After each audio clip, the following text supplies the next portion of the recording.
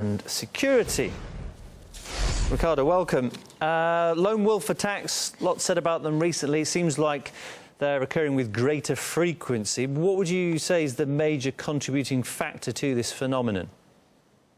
Well, it's difficult to say exactly, but for sure, we still believe that this is not lone wolf attacks. They are rather in the international structure and from a distant structure indirectly activated. These are sleeping cells that has been there for a while. And what is important is that these sleeping cells is self-activating cells. And for that reason, they appear as a lonely wolf. What is really alarming is that the methodology has recently changed. And we see the same trend that's happened in Israel quite a few years ago when things got a little bit out of hand. And I think we have to pay attention that this type of terror threats is reforming itself and is very, very dangerous. Well, following on from what you said there was recently a group of Israeli hackers. They obtained valuable information on how they said ISIS are training foreign fighters, sending them back to Europe as sleeper cells ready to follow their commands. If that's the case, is there any way of tracking these Islamists? Well, one of the big problems is that surveillance has too much data. And the second problem is they do not know how to analyze or make ends meet of these data. And the third problem is that relatively important is that they have no concept of the structure of intelligence analysis, because the type of data that they're sitting with is the type of data that nobody has yet analyzed. And these problems coupled all together makes it basically impossible for intelligence services across Europe to react in speedy time.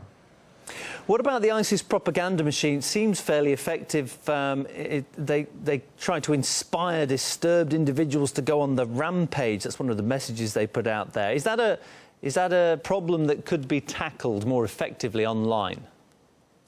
Well, it's extremely difficult. We have said in the past that there's a lot of websites, a lot of internet traffic that should technically be shut down. Nothing has happened. We haven't seen anything happen over 2 years. And this is very serious. And the question we should ask is, well, there is the evidence, there's enough evidence that ISIL is using certain internet platforms. Why is this not shut down for transmitting data?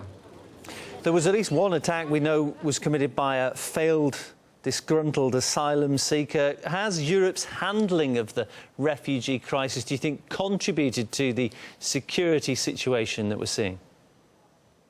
We still maintain that the refugee issues has to be looked up very closely.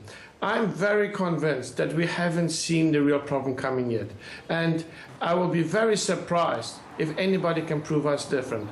Most important is that we urge the government to really pay attention to this, because the migration issue is a problem that fits part of the whole. And it's very difficult to combat all these problems at the same time.